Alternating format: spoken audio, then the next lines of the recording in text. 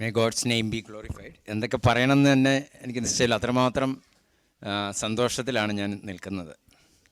I started my spiritual journey in 1986.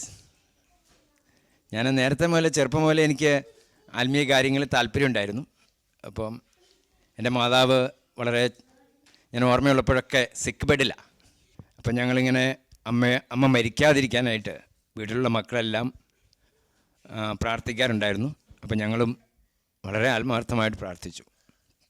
എന്നാൽ വളരെ ചെറുപ്പത്തിലേ അമ്മ മരിച്ചുപോയി. അതിനുശേഷം പല നിലകളിൽ സ്നേഹം തേടിയുള്ള ഒരു യാത്രയായിരുന്നു. ചില തെറ്റായ വഴികളിലൊക്കെ ഞാൻ പോയി സ്നേഹം അനുഭവിക്കാനായിട്ട് പലതും പരിശ്രമിച്ചു. എന്നാൽ അതിലെല്ലാം പരാജയപ്പെട്ട് ഞാൻ സുല്ലിട്ട് അങ്ങനെ കർത്താവിൻ്റെ അടുക്കിലെത്തി. കർത്താവുമായിട്ട് വ്യക്തിപരമായൊരു ബന്ധം സ്ഥാപിച്ച് എടുക്കണം. അതെങ്ങനെ സാധിക്കുമെന്ന് എനിക്കറിയത്തുണ്ടായില്ല. കാരണം ദൈവത്തിൻ്റെ വചനം വായിക്കുമ്പോൾ കർത്താവ് നൽകുന്ന ആ പ്രോമിസുകൾ അത് വേറൊരു സ്ഥലത്ത് നമുക്ക് കാണുവാൻ സാധിക്കില്ല. എങ്ങനെ കർത്താവുമായിട്ട് ബന്ധപ്പെടാനായിട്ട് സാധിക്കുമെന്ന് മാത്രം എനിക്ക് അറിയത്തുണ്ടായില്ല. കാത്തലിക് നൺസ് പലരും പ്രാർത്ഥിക്കാനായിട്ടും ഒക്കെ പലപ്പോഴും എന്നോട് പറയുകയും ചില രൂപങ്ങളൊക്കെ തരികയും അങ്ങനെയൊക്കെ ചെയ്തു. ഞാൻ പലതും പരിശ്രമിച്ചു. എന്നാൽ എനിക്ക് എങ്ങനെ കർത്താവ് എൻ്റെ ബൗണ്ടറിക്ക് പുറത്താണ്. എനിക്ക് കർത്താവുമായിട്ട് ബന്ധപ്പെടാൻ, അല്ലെങ്കിൽ ഞാൻ കർത്താവിൻ്റെ ബൗണ്ടറിക്ക് പുറത്താണ്. ഞാൻ കോളേജിൽ പഠിക്കുമ്പം ഒരു കൂട്ടം വിദ്യാർത്ഥികൾ ബൈബിളൊക്കെ എടുത്ത് ഇങ്ങനെ പ്രെയർ ഗ്രൂപ്പിൽ പോവുകയും പാട്ട് പാടുകയും പ്രാർത്ഥിക്കുകയും ചെയ്യുന്നത് ഞാൻ കാണാറുണ്ട്.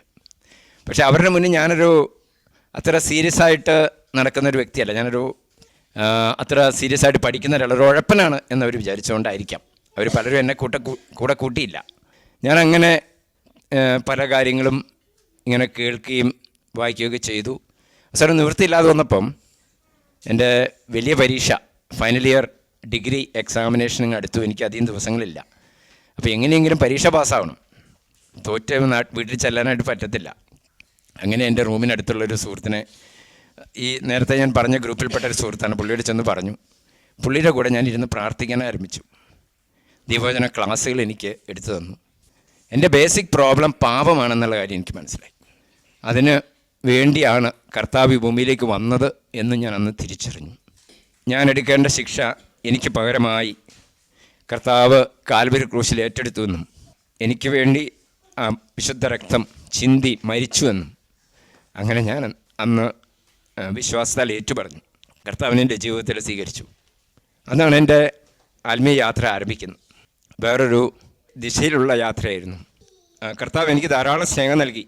ഇന്ന് ഞാൻ നിങ്ങളുടെ മുന്നിൽ പരിചയപ്പെടുത്തി വലിയൊരു കുടുംബം കർത്താവ് എനിക്ക് തന്നു. അവരൊക്കെ എന്നെ സ്നേഹിക്കുന്നവർ തന്നെയാണ്. ഇന്നും വളരെയേറെ സ്നേഹിക്കുകയും ഞങ്ങൾക്ക് വേണ്ടി പ്രാർത്ഥിക്കുകയും ചെയ്യുന്നുണ്ട്. അവരുടെ സ്നേഹത്തിന് ഞാൻ പ്രത്യേകം നന്ദി പറയുന്നു. എന്നാൽ അവിടെ മാത്രം ഒതുങ്ങാതെ വലിയൊരു സ്നേഹിക്കുന്ന ഒരു കുടുംബത്തിലേക്ക് കർത്താവിനെ ചേർത്തു. ധാരാളമായിട്ട് ഞാൻ അന്ന് ഒറ്റയ്ക്ക് നിന്നിരുന്നെങ്കിൽ ഒരുപക്ഷെ ഈ ഭൂമിയിൽ തന്നെ ഞാൻ ഉണ്ടാവുമെന്ന് എനിക്കറിയില്ല. എന്നാൽ അത്രയേറെ വലിയൊരു സ്നേഹത്തിൻ്റെ ഒരു ശൃംഖലയിലേക്ക് കർത്താവ് എന്നെ ചേർത്തു.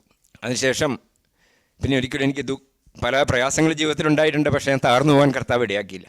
കർത്താവിൻ്റെ വിശ്വസ്തതയെ ഓർത്ത് ഞാൻ കർത്താവിനെ സ്തുതിക്കുകയാണ്. അതിനുശേഷം ഭാഗത്തെക്കുറിച്ചും ഒക്കെ ചിന്തിച്ചപ്പോൾ ഇന്ന് ഞാൻ പുറകോട്ട് തിരിഞ്ഞു നോക്കും. വളരെ അത്ഭുതകരമായിട്ടാണ് കർത്താവ് ഓരോ കാര്യങ്ങൾ ചെയ്തത്.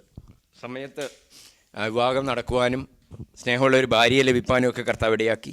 മക്കളെക്കുറിച്ചൊന്നും എനിക്ക് വലിയ കാഴ്ചപ്പാടുകളൊന്നും ഉണ്ടായില്ല. എന്നാലും 4 മക്കളെ ദൈവം നൽകി അനുഗ്രഹിച്ചു.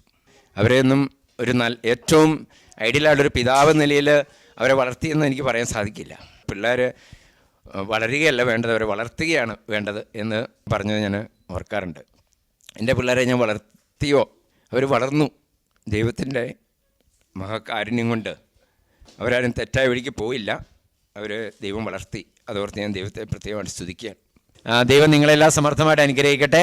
കർത്താവിൻ്റെ സ്നേഹത്തിലേക്ക് നിങ്ങളും വരികയും അങ്ങനെ ആ സ്നേഹം ആസ്വദിക്കുകയും ചെയ്യണം എന്നൊരു അഭ്യർത്ഥന കൂടി ഞാൻ നിങ്ങളുടെ മുൻപാകെ വെക്കുന്നു. ദൈവം നമ്മളെല്ലാവരെയും അനുഗ്രഹിക്കട്ടെ. ദൈവനാമം മഹത്വപ്പെടുമാറാകട്ടെ. ആമേൻ.